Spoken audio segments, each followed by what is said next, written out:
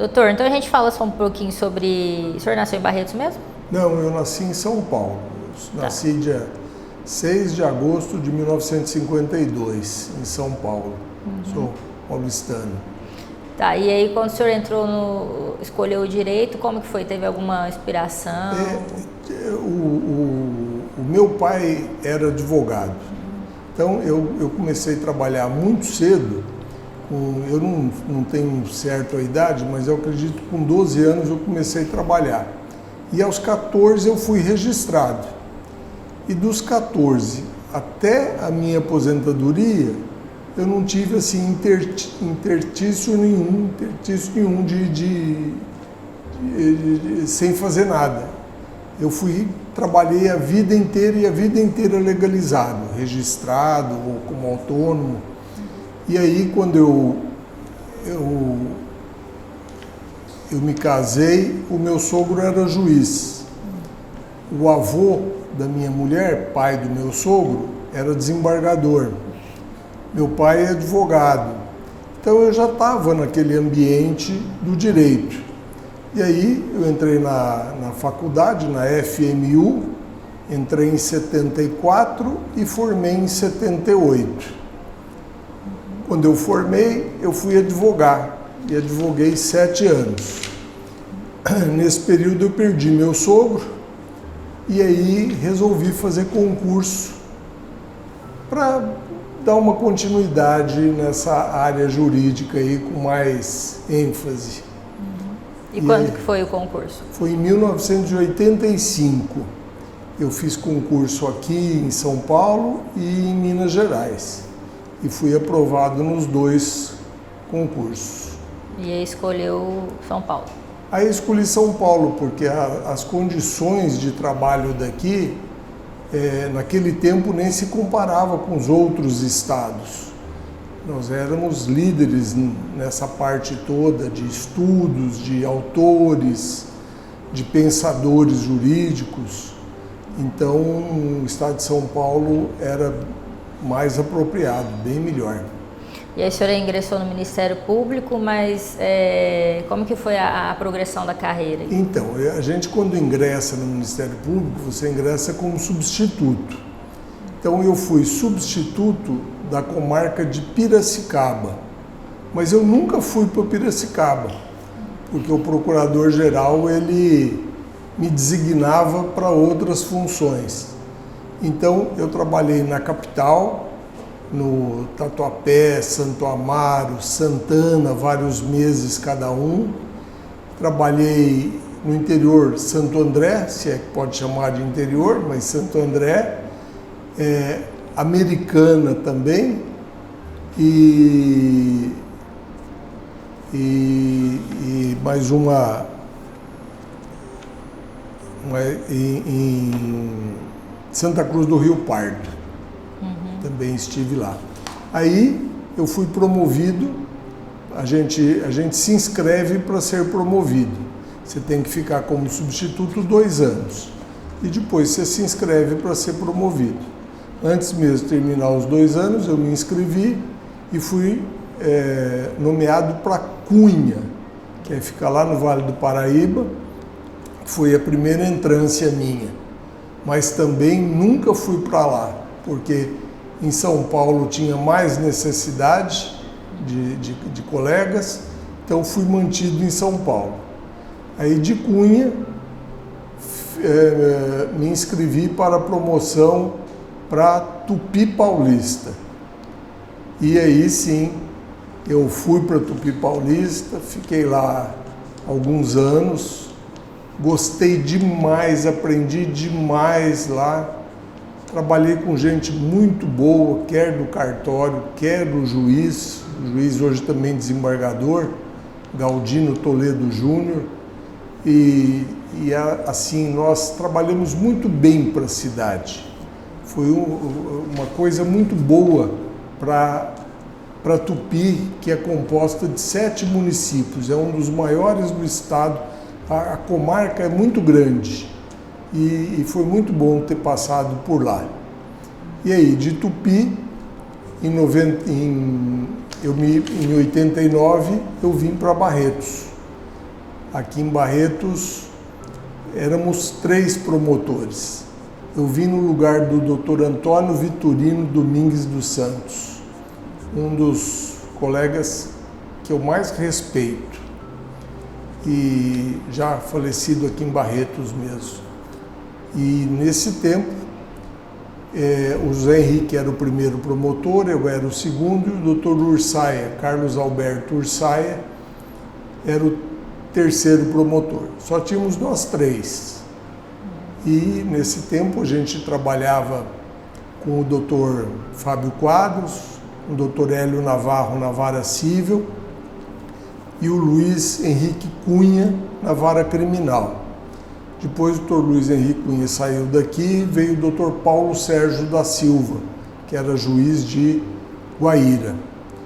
Mas assim que eu cheguei aqui, o serviço estava muito atrasado, da comarca, de um modo geral, então eu trabalhei muito com o Dr. Neyton Fantoni Júnior, que nesse tempo era juiz de Colina. Colina era uma vara distrital de Barretos. Nós fazemos inclusive os júris de Colina aqui em Barretos. E aí trabalhei com o Dr. Neyton, fiz uma amizade com ele assim muito boa, o respeito demais. Acho que é uma pessoa assim de um conhecimento jurídico ímpar, sempre atualizado. Então gostei demais de trabalhar com ele. E depois, quando o Dr. Paulo Sérgio da Silva saiu daqui, aí veio o Dr. João Flávio, veio o Dr. José Eduardo Bonfim para a primeira vara criminal, porque o Dr. João Flávio veio para a segunda vara que foi criada, não existia segunda vara criminal, e ele veio para a segunda vara. E também aí o Moacir também veio para cá, Moacir Braido da Silva, também pessoa com quem eu fiz um bom relacionamento. E além do trabalho acumulado, qual que foi a impressão que o senhor teve da comarca de Barretos quando chegou? Então, eu quando ia para Uberaba, que é onde minha mulher nasceu e tem os parentes, eu passava na porta de Barretos. E eu achava Barretos muito feia, por causa daquele monte de ferro velho que tinha na entrada da cidade. Eu falava, gente, mas que coisa, né? Uma cidade tão famosa e tudo. Mas quando eu cheguei aqui, eu aluguei uma casa ali no Sítio Barretos. No Sítio Barretos, nessa época, tinham 5 casas. O Hélio Navarro já morava lá também. E o Hélio tinha filhos da mesma idade dos meus, então fizeram logo amizade e tudo, nós sempre nos demos bem. Mas o ambiente forense que eu encontrei foi muito bom, foi muito bom. E como na nossa função a gente passa mais tempo no fórum do que em casa, foi muito bom eu ter trabalhado. Quando nós somos da época que saiu o Código de Defesa do Consumidor, saiu o Código da Criança e do Adolescente. Então, nós éramos muito crus nessa matéria e muito distantes de outros centros que oferecessem aulas sobre isso. Então, o que a gente fazia? O Paulo Sérgio da Silva, o Neitinho e eu nos preparávamos, estudava algum tema, nos encontrávamos de manhã no fórum, um horário cedo, e debatíamos aquele tema para ir aprendendo. E uma coisa interessante era essa, que eu às vezes era o primeiro a falar, falava o que eu achava daquele tópico, aí o Paulo Sérgio falava, a gente também concordava, aí por último falava o Neitinho, e a gente viu tanto que a gente estava errado, que ele é que estava certo e ensinava a gente. Com o Dr. Paulo Sérgio da Silva, eu também trabalhei por todo o período que ele esteve aqui, porque as minhas atribuições eram, no começo, criminais apenas.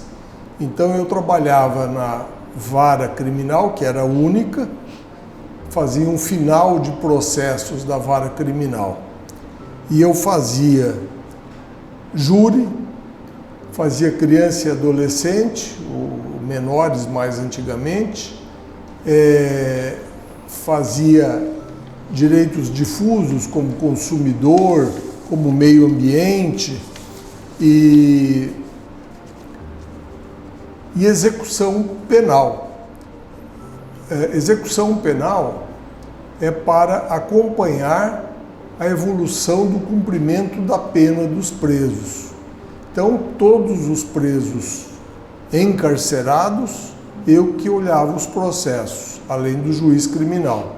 E todos aqueles que já tinham ganho algum benefício e estavam na rua, também prestavam contas para mim no processo, e o doutor Paulo Sérgio da Silva examinava o processo.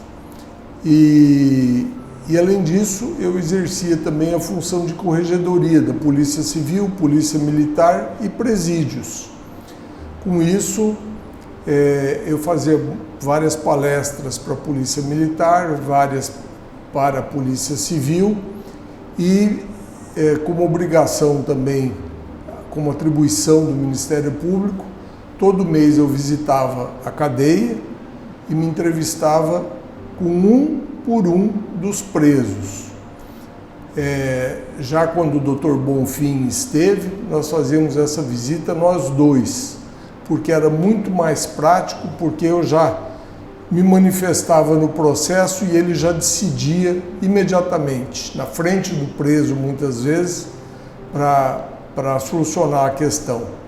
E eu não podia deixar de falar de uma funcionária que hoje é diretora do cartório da primeira vara criminal, do primeiro ofício criminal, que é a Rosângela Aparecida de Araújo Darras, porque nós tivemos assim muito sucesso na execução penal por causa da Rosângela. Ela sabia de memória como era o nome do preso, o que ele fez, quanto tempo de cadeia ele já cumpriu, quanto faltava para o benefício, se ele cometeu falta grave ou não. Então ela também nos acompanhava e assim, se não fosse ela, o trabalho seria muito mais extenuante, muito mais difícil. E eu acho que o sucesso, principalmente dessa parte prisional, se deve muito a ela e ao Dr. Bonfim. Com o Dr. Paulo Sérgio, uma vez nós viajamos com vários cidadãos daqui para São José dos Campos para conhecer como é que era a forma de presídio lá, onde não tinham guardas, os próprios presos se autogerenciavam. E nós tentamos copiar esse sistema aqui na época também, com auxílio da coletividade. E eu falo de sucesso porque cadeia normalmente dá rebelião, dá problemas seríssimos, nós temos problemas de fugas. Então, quando eu assumi essa função, eu nunca permiti que nós chegássemos na lotação máxima da nossa cadeia. Se isso fosse chegando perto, por telefone a gente conseguia transferência, conseguia colocar alguém e às vezes até atender a vontade do preso para levá-lo mais perto da família, né? Mas com isso também evitei que houvesse assim situações mais drásticas na cadeia. E naquele tempo, Adelaide, nós tínhamos um problema de AIDS muito sério, mas muito sério mesmo, a ponto de eu chegar às vezes na cadeia para visita, encontrar um preso expelindo sangue pelo nariz com uma toalha inteirinha vermelha. E na mesma cela que outros presos aidéticos. Então nós tivemos assim problemas de saúde dessa natureza. Problemas de presos que sofriam de dor de dente, porque médico ia uma vez por semana na cadeia, mas dentista não. Então, nós conseguimos também com a faculdade de odontologia da FEB, de que fizesse um atendimento de alguns presos mais necessitados. Doutor Paulo, o senhor falou que fez algumas palestras, né? Mas o senhor chegou também a fazer mestrado, doutorado ou lecionar também? Não, mestrado e doutorado eu não fiz. Eu fui convidado por um colega que era o coordenador do curso de Direito aqui da FEB, para ir lecionar na FEB. E o Zé Henrique, que era já meu sócio nessa época, ele sempre lecionou, desde adolescente ele deu aula a vida inteira, e ele era professor também da FEB. E me incentivou muito, não, vamos, eles precisam, isso ajuda e tudo. E aí eu fui lecionar na FEB, eu fiquei lá por 7 anos e eu lecionava Direito Internacional para o segundo ano, todos os segundos anos, da manhã e da noite, e lecionava Direito Penal, parte geral, para o terceiro ano, também de manhã e de noite. E nos 2, 3 últimos anos, eu fui coordenador do curso de Direito lá. Fizemos algumas alterações. Naquele tempo, o presidente do conselho era o André Rezec, pessoa também que eu me dei bem trabalhando com ele. A gente tinha muita dificuldade só para conseguir dinheiro, para comprar livro, essas coisas. Mas o curso de Direito é um curso muito barato, porque você praticamente paga o professor e livros para a biblioteca, mas assim, você gasta giz, você gasta, naquele tempo até não tinha muitos outros equipamentos, né, eletrônicos para dar aula, ninguém tinha celular, ou se tinha era um ou outro, né, então a aula era presencial mesmo, e cada sala com mais de 100 alunos. Nessa época o Dr. Luiz Manuel também lecionou lá, foi colega nosso na FEB.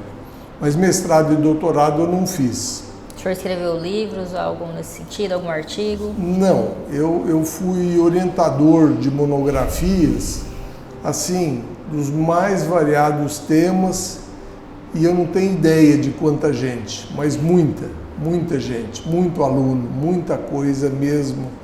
Tomava muito meu tempo e eu gostava, era prazeroso, porque os alunos normalmente não são muito interessados, mas esses que me escolhiam para ser orientador mostravam muito interesse. E com isso eu conseguia convidar pessoas da sociedade para que também fossem ouvir a monografia e atribuir nota, e que saíam de lá impressionados. E nessa época que eu fui coordenador, nós fizemos um levantamento de exame de ordem e, tirando aqui uma faculdade pública de Ribeirão, tirando a faculdade pública de Franca, tirando a faculdade pública de Rio Preto, nós vimos logo em seguida. A nossa taxa de aprovação na ordem era muito boa, graças ao quadro de professores que a FEB tinha. Doutor, o senhor aposentou em 98, tinha a oportunidade de continuar, Tinha. E o que fez o senhor parar a sua vida profissional em 98? Eu não parei com o direito, né? Eu sempre, desde que comecei a trabalhar, e naquele tempo era muito difícil até a gente querer pagar INSS, essas coisas, todo mundo não queria nem ser registrado, porque não acreditava muito no sistema. Eu sempre paguei. E sempre achei também que quando eu completasse meu tempo de serviço, eu devia aposentar. E também para dar lugar para as pessoas mais novas, que isso eu sempre fiz. Tanto é que eu saí da FEB, esse foi um dos motivos que eu parei de dar aula. E Mas quando eu aposentei, eu tive o convite, até um pouquinho antes de aposentar, do Dr. Zé Henrique de Freitas para montar um escritório com ele. Então nós montamos um escritório aqui no edifício Terra Boa, em 98, e trabalhamos juntos até agora 2023, quando nós fechamos o escritório. O senhor fala muito do Dr. Zé Henrique de Freitas, né? Além de profissional, é um grande amigo também. Muito, muito, muito. Da gente contar para o outro os problemas familiares, pedir ajuda. E uma vez, o Zé Henrique era muito inteligente, ele tinha uma visão boa da vida, o Hélio Navarro também. Uma vez eu falei para o Zé Henrique, o Paulo Júnior não quer estudar, rapaz, que dificuldade. Os meus e os do Zé estudavam aqui no Soares de Oliveira. O Paulo Júnior não quer estudar, não está nem aí, ele pega o violão, quer tocar o dia inteiro. Eu não sei o que eu faço. Ele falou, às vezes o negócio dele é música. Eu nunca tinha pensado nisso. Não é música, ele fez direito depois e hoje trabalha no fórum. Ele é assessor de um juiz lá no fórum. Mas era a fase e eu não enxergava isso. E a questão do fórum que o senhor fala também, né? O senhor atuou no fórum ali no centro da cidade, né? Sim. O senhor não chegou a pegar a progressão, né? O fórum indo Não, o fórum novo não. Eu, quando vim para cá, a minha sala tinha um estrado nela que ocupava metade da sala, eu tropeçava naquele estrado, porque tinha que subir e descer. Quem chegava se sentia incomodado com aquilo. E aí, o diretor do fórum era o Dr. Hélio Navarro. E tinha uma sala ao lado que tinha, inclusive, um banheiro. E essa sala servia de depósito de processos. E eu falei com o Dr. Hélio e pedi autorização para trocar de sala, passar os processos para aquela que eu ocupava e usar aquela sala que inclusive tinha banheiro, eu achava mais prático e tudo, porque era um banheiro praticamente individual, mas também serviu depois de uso para os colegas, né? E assim foi feito. Aí a sala estava muito ruim, eu reformei toda a sala para poder, coloquei ar-condicionado e tudo, reformei o banheiro na medida do possível, assim, mas para me dar um pouco mais de conforto.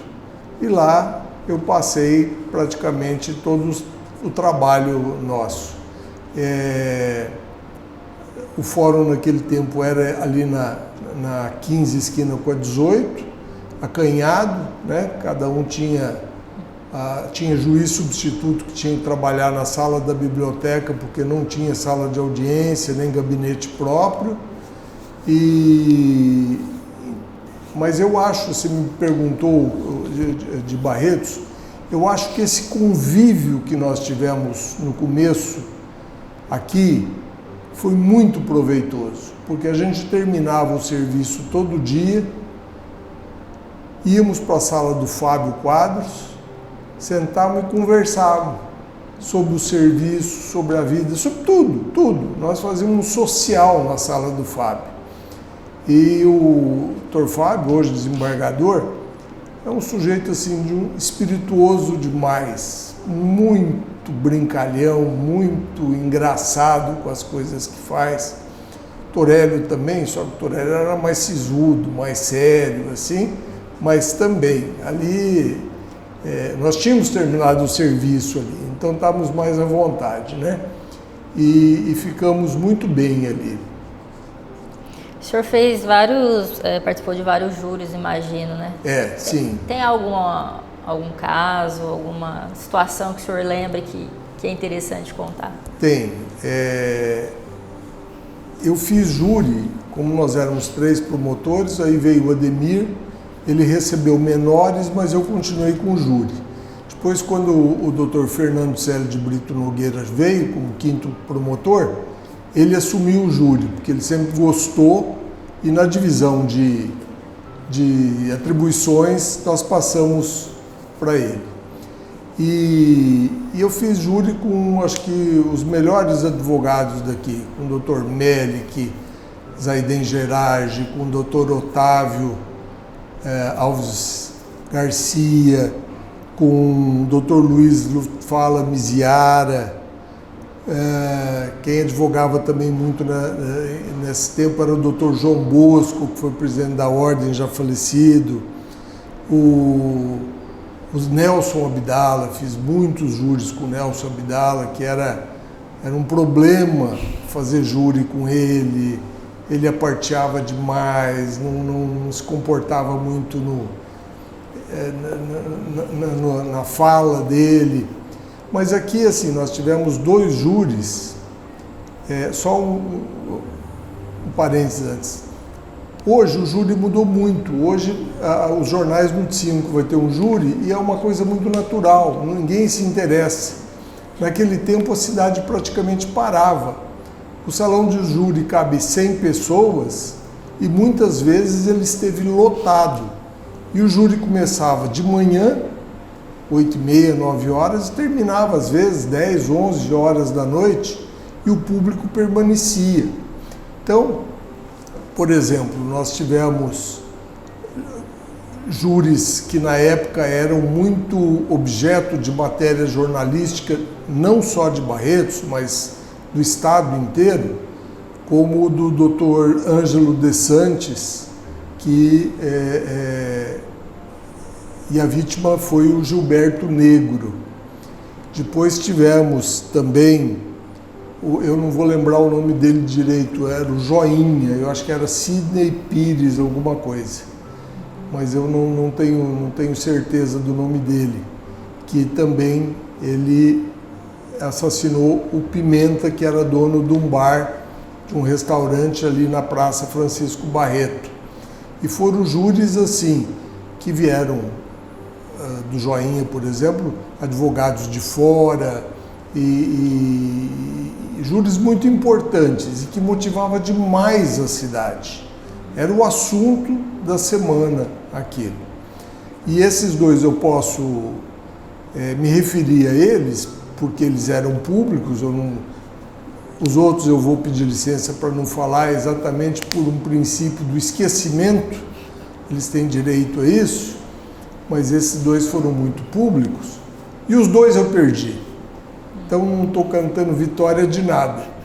Perdi os 2, Dr. Melick foi brilhante no júri do Dr. Ângelo de Santis, brilhante, e perdi os 2, coisa natural na profissão da gente. Recorri dos 2, tornei perder no segundo júri. E antigamente tinham vários júris mesmo, né? Muitos. Da década de 70, por exemplo, né? E o júri não era qualquer mês do ano, aconteciam em trimestres já determinados.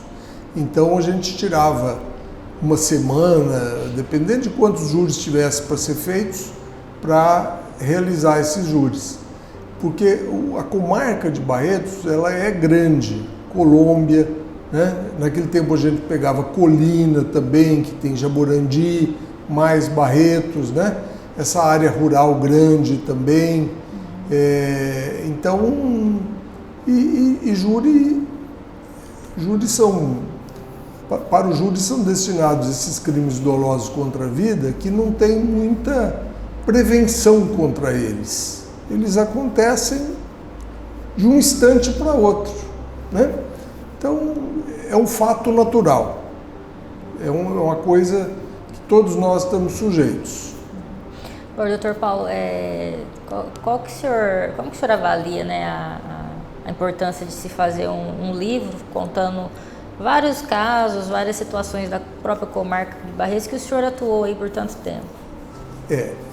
Eu acho que todo lugar que não olha o passado não tem futuro. Pode ser um município, pode ser um estado, pode ser um país, uma determinada região, né? A gente vê aqui o Brasil com tantos imigrantes que vieram para cá, quantos ainda guardam, até a língua pátria deles em alguns lugares são falados. E, por exemplo, o gaúcho, né, que tem os centros de tradição e cultuam essas tradições, são muito boas. Porque se a gente não tiver quem lembre sobre esse passado, isso se perde no tempo. Então, e eu acho que livro é a melhor forma de comunicação, porque ela pode ser usada a qualquer momento, diferente da televisão, do rádio, que é muito momentâneo, mas o livro, se a gente quiser ler, reler, ir procurar alguma coisa que leu ali, a gente usa a qualquer momento. O senhor gostaria de acrescentar algo mais? Então, eu queria parabenizar o Dr. Luiz Manuel por essa iniciativa, porque eu acho que é muito dignificante para ele, que também era sobrinho do Dr. Otávio, que foi um excelente advogado, aprendeu muito com o Dr. Otávio e hoje se tornou um dos mais brilhantes advogados da região, professor e elogiado por todos os alunos, né? Então eu acho assim que não tinha pessoa melhor para se dedicar a isso. E ele vai falar sobre um tema difícil, no sentido de que os promotores e os juízes da comarca são todos autoridades impostas. Nenhum de nós consultou algum morador da cidade para vir para cá, nem prefeito, nem vereador, ninguém. Nós viemos porque quisemos para cá. Só que a comarca inteira tem que se subjugar à autoridade dessas pessoas. Claro que a gente lida com a lei e age de acordo com a lei, mas ninguém foi consultado. E temos também a garantia de não sair daqui se não quisermos. Ninguém tira um juiz ou um promotor da comarca dele. E nem o serviço dele, que é distribuído para ele, que vem por causa da atribuição dele, pode ser transferido para um colega. Então, eu acho isso importante, inclusive porque Barretos teve a sorte de ter juízes do brilhantismo, Dr. Paulo Sérgio da Silva, Dr. Moacir Braido, Dr. João Flávio, Dr. Zé Eduardo Bonfim, do Dr. Neyton. Então, eu acho que seria muito bom não relegar isso ao esquecimento.